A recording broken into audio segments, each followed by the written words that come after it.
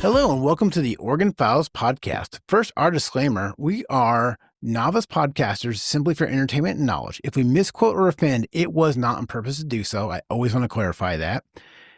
Today, we're going to do some New Year's themed episode, I guess, if you will. First, my co-host, Elliot Bowman. Thank you, Mark. There we are, man. 2026. Can't believe it. This is our fourth year of doing the podcast. Crazy. Which is pretty amazing. I know we have a great year ahead of us. We already have some great things lined up. It's all great. Everything's great. No, it's just been remarkable that it's already been 4 years jumping into this thing. Hope everyone had a wonderful holiday season. Been a little bit since we put out an episode. Mark and I both took some time off for the holidays. If you haven't had a chance to listen to our latest episode, it was our 75th when we sat down with Eileen and Kim from Kim Cup's Cakery. That was a great, everything's great. A good conversation. And if you want to know, we have a website, www.theoregonfilespodcast.com. Get hoodies. It's cold out. And you can check us out anywhere you get your podcasts. Mark puts it on YouTube. This may sound like this is our first time doing it because Mark said we're novice podcasters. And I don't feel like this has gotten any smoother over 4 years, but that just makes us great. And you know what? This time of year, not a whole lot to do. But one of the great things to do, well, I'm really just liking that word today. It's a good one. One of the enjoyable things to do this time of year when it's cold out is listen to podcasts. I hope you enjoy our podcast. I hope you enjoy this episode. I feel really enamored. I've always felt kind of interested about predictions and things to come and psychics because I just want to kind of get that part over with. Just tell me what's going to happen. You know, just kind of get to the end of the story a little bit. I know I should enjoy the journey, but like, if there's a way to tell me in 25, 30 years that it's just going to collapse and fall apart and we're going to be in the Pacific Ocean, I like the little bit of advance Right. warning. You know? Then why start that puzzle, right? You know? Yeah, exactly. I just need a little bit of time to plan, you know, the management of the end of the world. But I try not to be too doomsday. I'm a positive person. I'm a glass half full kind of guy, but it's hard. Sometimes it's really, really hard to be positive. And today's episode, hope you don't take it too serious. We're going to talk about a couple famous psychics, and Mark's got some good stories to talk about too. Good first episode of the new year, 76th episode, and then from here on out, we're going to have some good. I didn't say great. We're going to have some fantastic guests on this year. Right. We already have some stuff lined up. Mark and I are going to branch out a little bit. I love you. I got that 3 minutes and 30 seconds of rambling in here. Beautiful. That's what we need. That's what we needed. It's funny because like, yeah, Mark's we're going to positive here. And I'm like, well, my first story is about murder. Right. Actually, real quick, I do want to do a plug from our last podcast when we went to Kim's Cup Cakery. Eileen has 2 books out. One's called Autism Through Art, The Girl Who Spoke with Pictures, and Behind the Pictures, both by Eileen Miller. You can find them anywhere books are sold. Once again, Kim's Cup Cakery. I did enjoy some of her desserts over the Christmas break there. Yeah. Holy mackerel. Yeah. Everything I ate was just scrumptious. What was the bread? The challah bread? And the Stolen. Stolen. Yeah, Oh, the Stolen was really good. Yes. It was really dense. It's like, what do you call it? It's like a bread, but it had nuts and I think it had raisins in it. Raisins, yeah. Walnuts and raisins in it. And it's really good flavor, though. It was really good with coffee. Yeah. And I told you, I literally just sliced that thick up with some peanut butter on it. If you haven't had Kim's Cup Cakery, please check them out. Even going in Saturdays, they do cinnamon rolls. The cinnamon rolls are ridiculous. Split it with somebody. It's delicious. Go in there. They have cookies. Wasn't that a good cinnamon roll? I mean, come on. Perfect. Cinnamon rolls are one of those things, you got to get it right. Right. And they're located here. If you're familiar with the area, they're kind of by Bob's Deli, Video Games Plus. They're kind of across the, Jason, kind of by like across the parking lot from that area. You can't miss it. They're on, I don't know if they're on Stevens, but if you're driving down you'll Stevens, see it. There's signs. Or you can look them up. They're on Facebook. Right, yeah. They always put tons of info out there about their daily treats. Yeah. Kim's Cup Cakery. Delicious stuff. All right. Yeah, we'll jump right into this. So, what I had to find I think we have some listeners who love the true crime. Yeah. Okay. I feel like we don't do enough of it. We don't do enough. And here's the reason why. Okay. When I started researching it for this one, I come across a lot of grisly and very dark stories that I'm just not comfortable. Yeah. Sometimes I'm like, okay, I don't need to talk about this repeatedly because some of the stuff's very negative. Yeah. But this one's interesting. It's got some twist and it takes place this time of year. I'm going to cover the Lava Lake murders. A lot of this information comes from the Deschutes history.org. There's an article written there by Mike Berry. He published it just last year, and also our good friends at Wikipedia. All right. The Lava Lake murders refers to a triple murder that occurred near Little Lava Lake in the Deschutes National Forest in Oregon in January 1924. 1924. So this is 102 years old. Well, nobody's going to sit there and dispute that it's too close to recent memories. So. Right? Yeah, we're not going to get angry texts this time saying, you don't know what you're talking about. Right. Okay. Probably will. Oh, boy. I know someone's going to say, you didn't tell the story right. My great-great-grandfather. Right. So the crime is one of the oldest unsolved murder cases in Oregon history. Okay. So here we go. Little Lava Lake lies in the Cascade Range. It's 26 miles west-southwest of Bend in Oregon. It's a close neighbor to Lava Lake, for which it's separated by a solidified lava, generally considered a source of the Deschutes River. Bend High School, their mascot is the lava bear. The lava bear. Great. The best mascot I've heard in a long time. You wouldn't mess with a lava bear. Well, their rival is the gummy bear. Sorry. Love it.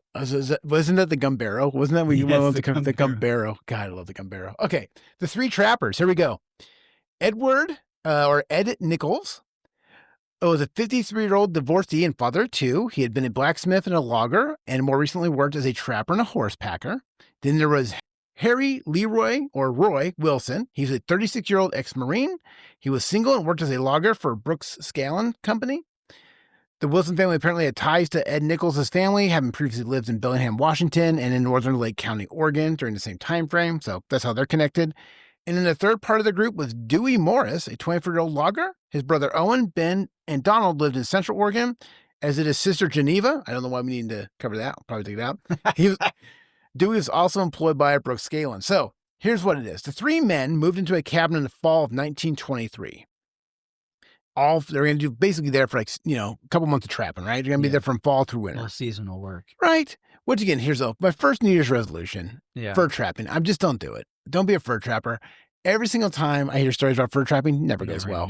The animals don't enjoy it. We've done stories of fur trapping, and it always goes south. Always goes south, right? So New Year's resolution, give up the fur trapping. If you can. Right. The three men moved to the cabin in the fall of 1923. The week before Christmas, Nichols visited Bend, reportedly in a jovial mood, and sold a sled full of expensive furs. He told locals that the fur trapping had been going well. Once again, don't advertise if your stuff's going well, okay? This is going to invite trouble. After Christmas, a guy named Alan Wilcoxon, he was a resort owner in the area, was traveling by snowshoe from his home in Fall River to his resort at Elk Lake. Traveling by snowshoe? Snowshoe, because yes, I mean, this is 1924. They had a lot of paved roads in Central Oregon, yeah. He walked around in snowshoes. How often sleds. Do you have to change your snowshoes? Do you have Nike snowshoes? Right, exactly. What's the brand? Was there snowshoe snowshoe stores? I had to read it so slowly, right? And do you have to get those little those shoe horns to put your foot in the snowshoe? Have you ever put on snowshoes before? Yes. I've done it a couple times. They're tough to walk in. They are ridiculous. I'm thinking the old fashioned ones are like tennis rackets. Right. Yeah. Yeah. That's too much work. Just go wander around in the snow. Well, anyways, so he stopped at the Logan's cabin to visit with the three men. Wilcoxon arrived on January 15th, 1924, and spent the evening there. He said they were all in good spirits. They had a great dinner, that kind of stuff. And the morning of January 16th, he leaves the cabin for his Elk Lake. Oh, boy. This was the last known sighting of the three men before their deaths.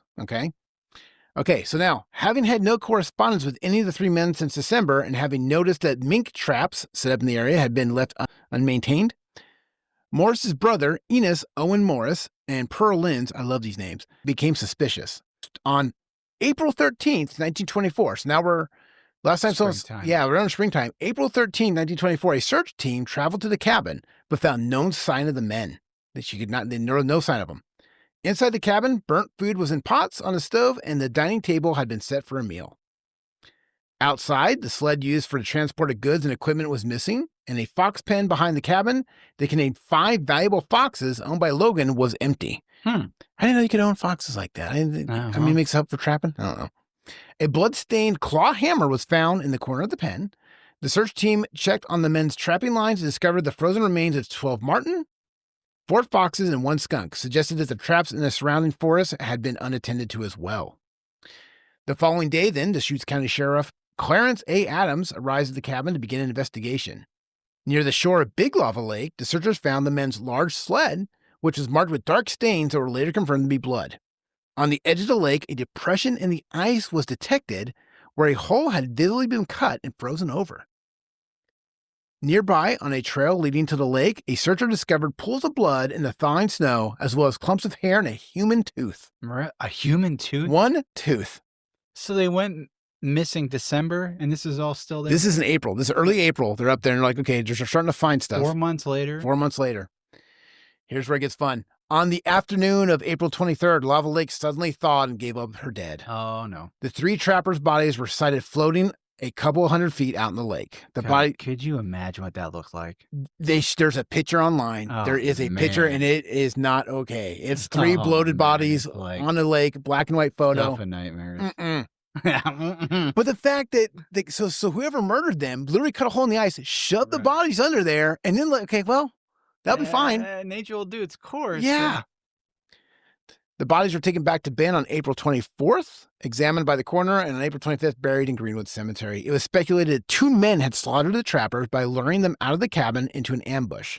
The trappers didn't put on coats or take weapons out of their gun racks. They did? They did not. So they killed them possible for the fur that they were trapping? All the furs were missing. So the guy had 5 foxes, and then we would have skinned those too. Autopsies revealed the men had all died of gunshot wounds as well as blunt force trauma, likely from that hammer. Wilson had been shot in the right shoulder. I mean, it goes very detailed of where each person had been shot and hit with a hammer. Okay, it was estimated the murders occurred in either late December 1923 or early January 1924. Be the decomposing of the body there. Initially, police suspected woodsman and moonshiner named Indian Erickson of the crimes, who maintained a camp at the nearby Cultus Lake. You think that was his legal name? Oh boy, I feel bad. I think that was just some derogatory slang name. It's got to be derogatory. Here's the thing: is this is New Year's resolution number 2? Is anytime someone lives in a cabin by someone else and a murder happens, you're gonna get the first one is accused, right? Right. So this poor guy, Erickson, was dismissed by police, however, after supplying an alibi. You're going to say supply moonshine. Right? No. You paid him off with the moonshine. Maybe that's what the alibi meant. Maybe the name of the moonshine was called alibi. Yeah, called an alibi. So Indian Erickson, first suspect, nearby neighbor, he's acquitted. He's out, right? Now, the police were provided with a potential suspect shortly after men's bodies were discovered. A fellow trapper named Lee Collins, who at one point quarreled with the men over a reported stolen wallet. This Collins guy reportedly threatened to come back and kill Nichols. One of the guys who was dead. Now, here's where it gets fun. This is where we're going to start to get a little more interesting here. It was discovered in actuality that his name wasn't Lee Collins. His actual real name was Charles Kimsey. Kimsey was on the lam from the Idaho State Penitentiary, having escaped in 1915 while serving a 3 to 14-year stint for larceny. Kimsey's many aliases include Lee Collins, Tom Collins, Bob Dales, Tom Rose, W.R. Howell, and William Becker. Wow, that's quite the assortment of aliases. I love it. Do you just get different documents with just the different fake names? Back then, you just make it up, right? You just say it as you go. Yeah, you didn't have the internet. You just you know what I mean? Just write it on a piece of paper like, hey, my name's Bob Dales. All right, W.L. Collins. Yeah. Hey, W.L., what's W.L. stand for? Right. I don't know yet. I haven't decided. Yeah. Anyways, he roamed throughout Montana, Idaho, Utah, and Eastern Oregon, and in the early 1920s drifted into Deschutes County. So this guy becomes primary suspect number 1, okay? Sounds sketch. Right? Exactly. Now, here's how does he know the guy? So that's where we find out here. So let's go backward 2 years. In 1922, Alan Wilcoxon, remember the guy who showed up in the snowshoes to visit the guys? Yeah. He was building a resort and cabins at Elk Lake, and he hired this guy. Ed Logan and Wilcoxon were building a bunch of properties and that kind of stuff. So all these guys were employed together. So the 3 fur trappers and this Kimsey guy kind of all worked together to help build stuff around the area. So that's how they all knew each other. Now, near the end of the summer of 1923, Kimsey and Ed Nichols got into a heated quarrel when Nichols accused Kimsey of stealing $500 from him. Remember that stolen? shoot. Oh, yeah. Soon thereafter, on August 20th, 1923, Kimsey caught a ride to Bend from Little Lava Lake with his employer, Ed Logan. Once Logan headed back to the lake, Kimsey broke into Logan's home in Bend and stole a trunk containing an expensive fur coat and a diamond ring. New Year's resolution number 3, don't put your expensive fur coats and diamond rings in an obvious trunk. I mean, just, it calls out, open me and steal me. You're just opening the door for trouble. Right? So the guy, Logan, that Kimsey broke into his house, stole the trunk, right? Ed Logan, it was his basically cabin where these 3 guys were murdered. Now, Kimsey had the trunk sent to Boise, Idaho, and the next morning he hired a cabbie by the name of W.E. Harrison to drive him to a deserted homestead near Frederick Butte, about 50 miles southeasterly of the town of Brothers. Okay. I never heard of the town of Brothers, Oregon before. I know sisters. I know, right? Okay, so Brothers is kind of a planet. He said Brothers were 3 little hills, and the sisters were 3 mountains. So that's where the town got its name, right? Okay. But there's disputed too that maybe it was 3 different families of brothers that lived there. Now, can I tell you a little side fun fact about Brothers, Oregon? How do you hire a cabbie back then? Cabbie's maybe just a driver. Hey, can you just take me? Which was it in a? You had them in a car, but yeah, back then. So yeah, you just hire one. Hey, I need to go.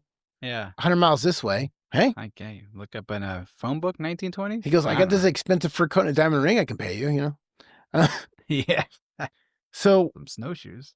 Brothers, Oregon, just for our listeners to know, vast tracts of uninhabited land covered with sagebrush surround Brothers, which are often used for model and high-power rocket launches by Oregon Rocketry, which has one of the highest Federal Aviation Administration airspace waivers in the United States at 35,000 feet. Wow. So if you're a rocket enthusiast, yeah, Brothers, Oregon. Does that count for drones too? Drones.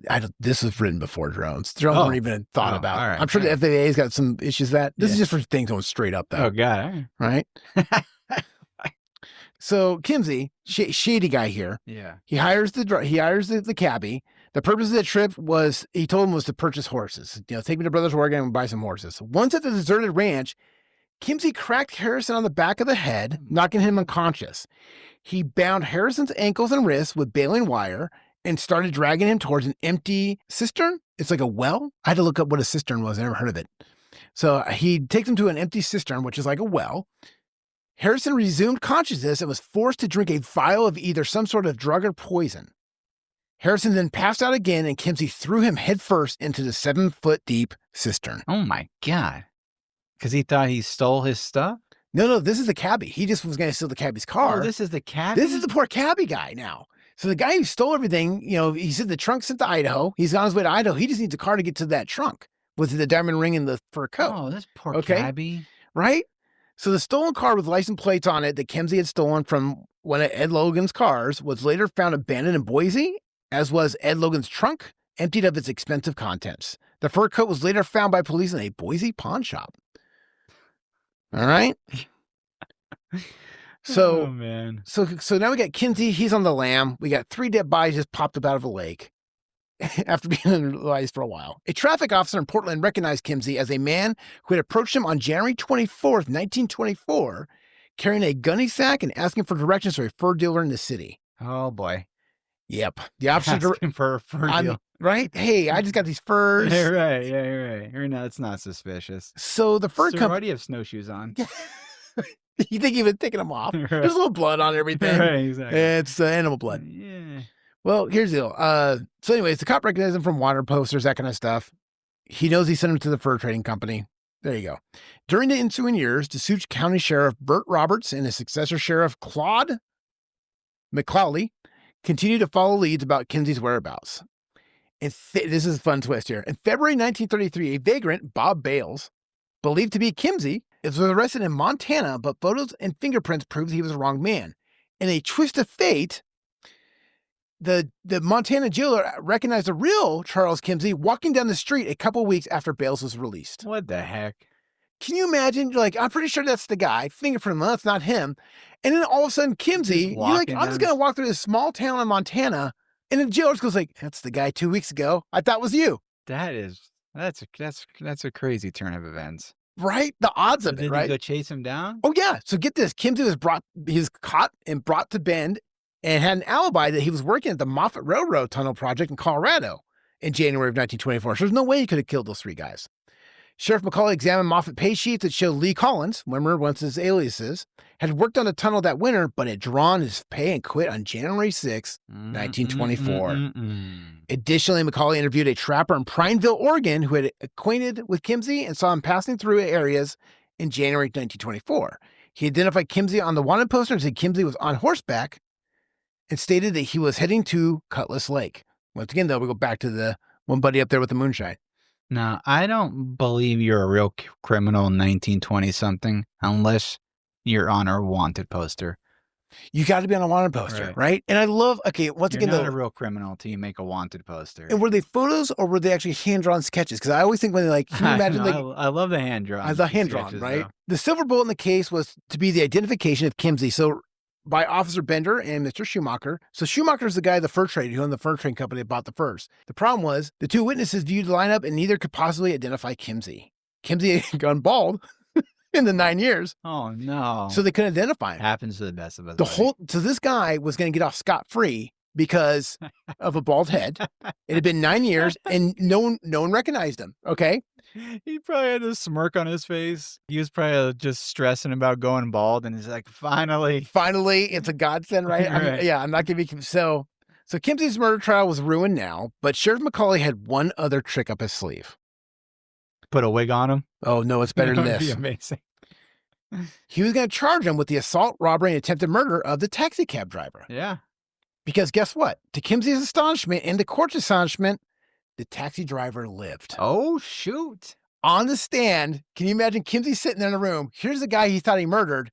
True story, the taxi cab driver, Harrison, survived, and after coming to, it took him hours to unbind his hands and feet and clamber out of the well. He walked 4 miles to a ranch and summoned a sheriff to let him know what happened. 4 miles he walked? After taking poison, after being hit in the head, that kind of stuff. So we hear so many stories from back in the day. How many stories have we read about guys? What was the Champagne? On the shootout one where everyone shot each other? Like 7 bullets, and the next day they went and got coffee and newspapers together. Dudes were built different back then. Oh, man, right? That is wild. So yes, so they couldn't get him on the 3 fur trappers. Even though there's a lot of evidence, but nothing substantial, and no one could eyewitness him. Bald. And he's bald now. So it's the fact that the cabbie lives crawling out of the cistern. But the cabbie was able to identify? Yeah, the cabbie was that's the guy who tried to kill me. Yeah. Bald or not. Bald or not, he knows. So on April 23rd, 1933, the jury found Kimsey guilty of assault and robbery, and the judge sentenced him to life in prison. The severity of the sentence was due to court's observation that he was a habitual criminal. Kimsey was sent to Oregon State Prison in Salem. In 1945, he escaped from a work crew, oh my God! But he was captured a week later. It's okay. After serving 24 years in prison, he was paroled in 1957 at age 71. He returned to Idaho, where he died in 1976 at the ripe old age of 90. What do you think he did from 71 to 76? So many questions, right? What do you think he did for 5 years? You think he tried to make amends? You think he was like... Did he have like cachets buried that he just kind of lives off what just so many questions. Now, there was a very in-depth book written about this. It's called The Trapper Murders. Author is Melanie Tupper, and she makes a case of it being one Ray Van Buren Jackson, a sadistic school teacher and ex-con from Silver Lake, Oregon, who was in the vicinity of numerous unsolved murders in Eastern Oregon throughout the early 1900s and died by his own hand in 1938. Wow. Besides Tupper's book, other accounts of the events include an unpublished account of the murders co-written by the sheriffs that are involved, that Clyde McCauley. They believe that if it was 2 people... So they think they got the wrong guy? No, a lot of people really think it was Kimsey. They think Kimsey and possibly Ray Van Buren Jackson teamed up. Oh, had an accomplice. Yep. To wrap this up, the 3 trappers were buried in Bend's Greenwood Cemetery. They were laid to rest side by side as they lived and died together in 1924. In spite of the circumstantial evidence suggests Kimsey's involvement in the murders, the case remains officially unsolved. And the only reason the guy did any jail time is because the cabbie crawled out of the well. That is amazing. I want to... It should be a movie. I would watch that movie all day. Right? And then we need a little more about the cabbie too. The cabbie. Can you? That's his. I want to hear his story after living Exactly. through all that. Right. Right. Can you? The stories he can tell his grandkids. Yeah. Anyways, so the New Year's resolutions: don't go fur trapping. Yes. Don't put your valuables in a chest. It Right. just calls out trouble. And treat your cabbies with respect. Don't. Your trabbies are tougher than they look. Trabbies. They're yeah, your cabbies are tougher than they look. Yeah.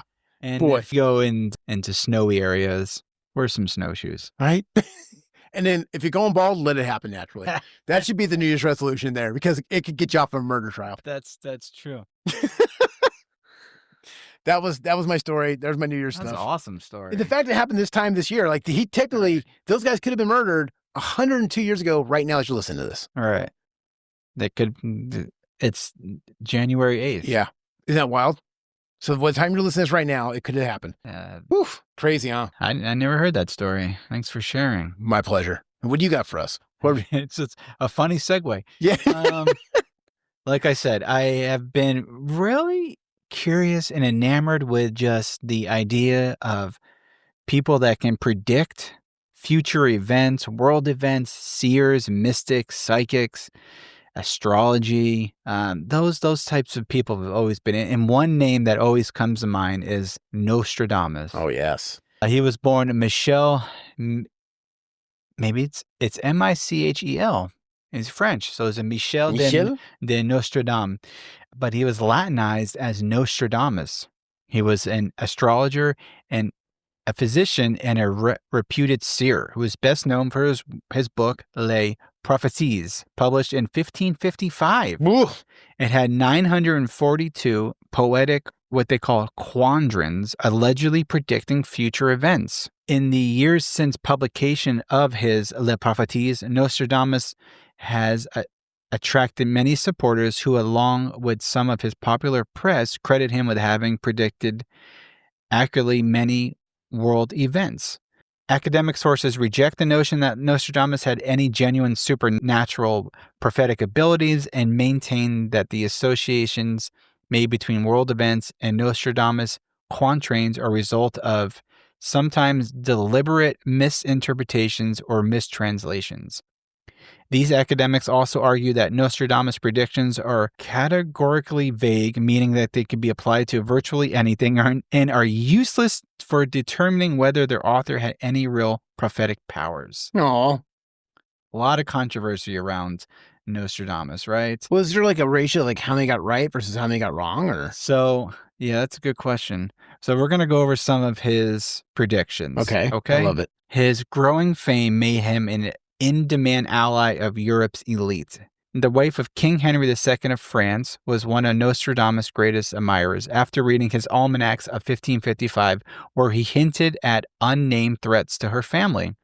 Catherine de Medici, who was King Henry's second wife. She summoned him to Paris to explain and draw up horoscopes for her children. A few years later, she made him counselor and physician in ordinary to King Henry's court.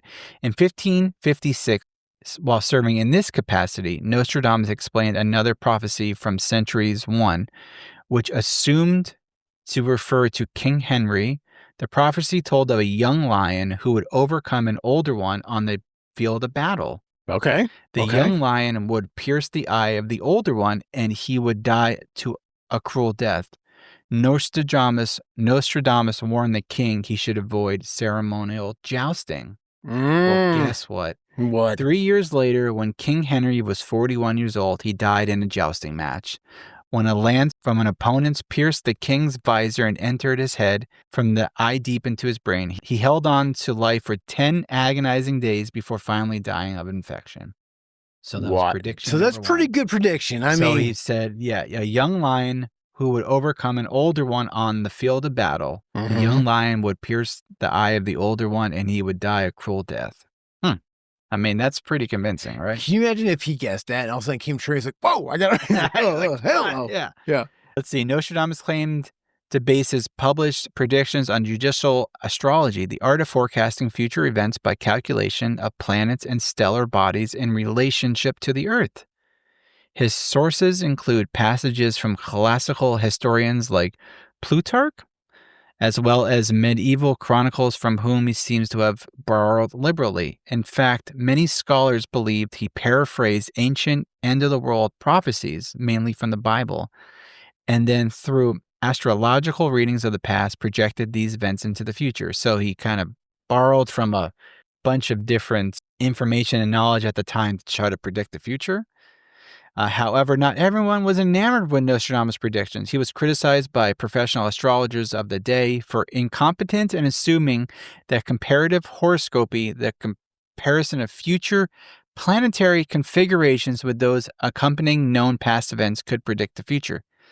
So they did not believe anything that what he was saying. Wow. Yeah, sure, buddy. Another event that the French seer may have predicted was the rise of Napoleon Bonaparte, who are referred to by Nostradamus experts as the first Antichrist. In one of his quatrains, which is like his predictions, Nostradamus used the words pau ne loran, which students of the prophet suggest an anagram for Napoleon Roy, or Napoleon the King Roy of France. Napoleon would, of course, go on to conquer nearly all of Europe before his ultimate defeat in death and exile. Napoleon is also thought to have predicted the rise of the second Antichrist, Adolf Hitler. The prophet wrote, "From the depths of Western Europe, a young child will be born to poor people. He who by his tongue will seduce a great troop. His fame will increase towards the realms of the East." So he's predicting this stuff in 1555. Which is wild. Hitler was born, of course, in Austria, which could be argued is part of the depths of the Western Europe. He was able to persuade his supporters, the Great Troop, to follow him in his campaigns of conquest and genocide, which occurred in Eastern Europe, the realms of the East. Nostradamus was also mentioned the word hister in another one of his quatrains, which of course is similar to Hitler, though it may also refer to the ancient name Danube River, where Hitler was actually born. Okay, that's not creepy or anything. Another prediction, some believe that the French prophet even predicted the terrorist attacks of September 11th, 2001. He wrote in one of his quatrains, "Earth-shaking fire from the center of the earth will cause tremors around the new city. Ooh, Two high rocks will war for a long time, and then Aruthra will redden a new river." Whoa. Okay, that's not also a little creepy. Wow. Proponents of Nostradamus prophecy suggest that new city he refers to is New York City, and that the two high rocks and the center of the earth refer to the two towers that constituted the World Trade Center. Nah, that's kind of creepy. That's wild. The Great Fire of London. Okay. Well, see here. He said in one of his quatrains, it basically says, "The blood of the just will commit a fault of London. Burnt through lightning of 23's the 6th, the ancient lady will fall from her high place. Several of the same sect will be killed." So if you interpret 23's the 6 as 66, 20 times 3 plus 6, add that to the mention of London and the reference to the death, so you can see why it's believed by the prophecy, because it took place in 1666. Math checks out. Right? As ever, when Nostradamus made it hard to be definite, there's a lot of interpretation. The Great Fire was set off by a flame in a bakery, not by lightning. And what does the ancient lady signify? Perhaps London itself. This is kind of a puzzle to even Nostradamus standards. So he also wrote, he kind of predicted the atomic bombs. This one wrote, "Within two cities, there will be scourges, Scourges, scourges, scourge, Scourge? scourges. Scourge? There will be scourges, the like of which was never seen." That description could certainly apply to what occurred in Hiroshima and Nagasaki. The quatrain paints an increasingly bleak picture foretelling famine within plague, potentially a reference to the radiation sickness and the lasting disruption of war, and people put out by steel, which may paint to the planes which dropped the bombs. Of course, this may well have been Nostradamus talking about a literal plague affected by any potential cities. But again, I mean, all this stuff is like, you can just like probably put anything he says and try to paint it to what happens in the future. Right? This one is the Kennedy assassination. Ooh. It was pretty pivotal moment of the 20th century, so it's not surprising that the works of Nostradamus for any hint of prophecy, a commonly quoted contender that it reads, "From on high, evil will fall on the great man." Perhaps a reference to the fact that that Kennedy was killed by Lee Harvey with a sniper rifle or from a distance. That's all I got in Nostradamus. That's good stuff, though. But again, it's heavily debated whether he actually predicted this stuff. His methods on predicting it. It's kind of what you want to believe. I mean, he predicted this stuff back in the 1500s, 1600s, and you can really apply that to kind of anything that happens terrible around the world from his point on. But boy, another interesting psychic mystic, her birth name I'm not going to try to pronounce, but she's commonly known as Baba Vanga. She was born in 1911 and she passed away in 1996. She was a blind Bulgarian mystic and a clairvoyant who gained worldwide recognition for her so-called predictions about future events, which included the Chernobyl tragedy, the death of Princess Diana, and the September 11 terrorist attacks, and the dissolution of the Soviet Union. Despite being blind and spending most of her life in the remote mountains of Bulgaria, her clairvoyant powers brought her global fame, with politicians and leaders, including Soviet Premier Leonid Brezhnev, and regularly seeking her counsel. As a result, Vanga became a legendary prophet during the 20th century, and she was often referred to as the Balkan Nostradamus. Wild. Some of her predictions have been interpreted as being accurate. However, the reliability of her predictions is still a matter of debate. Many of her claims have not been proven. Nevertheless, she continues to be a popular subject of interest and speculation, with her life and predictions having been the subject of books, articles, documentaries. She made her first prediction when she was 16. In 1925, Vanga was taken to school for the blind in the city of Zemun in the Kingdom of Serbs, Croatia, and Slovenia, where she spent 3 years learning to read Braille, playing the piano, knitting, cooking, cleaning. After her stepmother died, she returned home to take care of her younger siblings, and the family lived in poverty. At age 16, she correctly predicted the outcome of a local political election, which marked the beginning of her journey as a clairvoyant. Nice. It was claimed that Vanga predicted 9/11. She is warning of a large-scale disaster in the U.S., which would be caused by terrorists, using the terminology of the two steel birds. What? Which is that's pretty odd claim, yeah. She also remotely predicted Brexit, which she referred to as the fall to the European Union. Furthermore, Vanga also warned of wider political and economic crisis in Europe that would eventually lead to the breakup of the EU. Some claim that her accuracy actually goes up to like 80%. Her house was turned into a museum.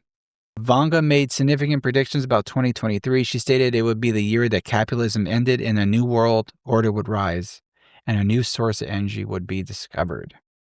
Please tell me you're going to cover her 2026 predictions. So 2026. I'll do it. Do it. Just so, because I have something to add to it after. So yeah. So you going to cover it? Because it just got published today by the New York Post. Okay. It's gonna make your stomach turn a little bit. According to these reports, Vanga's 2026 predictions include global scale conflicts, catastrophic natural disasters, severe economic downturns, and the potential for humanity's first contact with extraterrestrial life. Yeah. The foremost themes cited by Vanga in a large-scale global conflict driven by geopolitical tensions among major powers such as United States, China, and Russia. Experts suggest ongoing disputes like Taiwan issue, the Russia-Ukraine war, and the Israel-Hamas conflict could escalate into broader conflicts. Oh boy! So she also so she's predicting World War III, and she's predicting our first contact with aliens. Right. Now, what's wild about that because I want to segue just for a second off of her prediction there is this also was published today as well in the International Business Times. It was published this morning. It was written by Vinay Patel. Comet 3I Atlas is a cosmic Trojan horse, or a secret the CIA won't share. So basically, the sudden appearance of the Comet 3I Atlas, an interstellar object, has ignited a global debate about its true nature. Since the moment it was spotted on its path through the stars, Harvard astronomer Avi Loeb has proposed that the unique object is a piece of hardware of non-human origin. The problem is that both NASA and CIA will not reveal anything that they have found out about this thing. So anyways, 3I Atlas. You want to look something up? That's a rabbit hole. But anyway, so it's weird that Baba Vanga.